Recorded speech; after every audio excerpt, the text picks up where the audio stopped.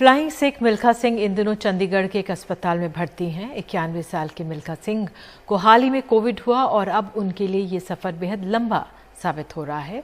राहत की बात यह है कि उनके परिवार और लाखों फैंस की दुआओं के सहारे उनके जल्द स्वस्थ होने की उम्मीद की जा रही है। चंडीगढ़ के अस्पताल में सांसों की जंग लड़ते मिल्खा सिंह अपने साथ फिर से यादों का कारवां ले आए हैं। कोविड की महामारी ने उन्हें और उनके परिवार को भी अपनी चपेट में ले लिया है। 50 और 60 के दशक में मिल्खा हर रेस में सांसों की सीमा पार कर अपना जलवा बिखेर देते थे। पद्मश्री मिल्खा की शख्सियत इस बात से भी समझी जा सकती है कि उनके बाद किसी दूसरे भारतीय खिलाड़ी को कॉमनवेल्थ गेम्स में एथलेटिक्स का गोल्ड मेडल जीतने में 52 साल लग गए।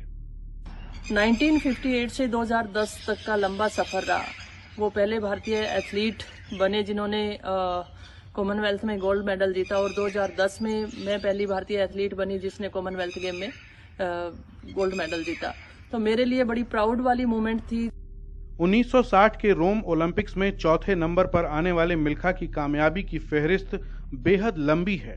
1960 के रोम ओलंपिक्स में चौथे नंबर पर रहे तो 1958 के कार्डिफ कॉमनवेल्थ गेम्स में गोल्ड मेडल जीता।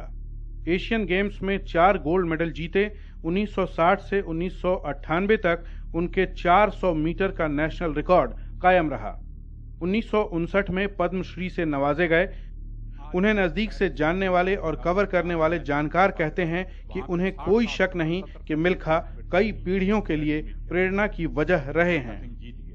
ये देखिए कि 17-18 साल की उम्र में एक यंग लड़का, एक जवान जिसके माँ बाप का और रिश्तेदारों का कत्ल हो गया पार्टीशन विभाजन के वक्त और वो भाग के दिल्ली आ गए, लेकिन उनकी जो कहानी है वो एक स्ट्रगल की कहानी है, जो अपने आप में स्ट्रगल और उसके बाद सफलता की कहानी है। और आज भी जब वो बीमारी से जूझ रहे हैं तो मुझे लगता है कि उनके लिए बीमारी हो या कुछ भी हो, वो एक रेस की तरह है जिसमें उनको एक टारगेट या उनका फिनिशिंग पोस्ट दिख रहा है और वो स्ट्रगल करे जा रहे हैं और वो चाह रहे हैं कि उस रेस को मैं जीत सकूं।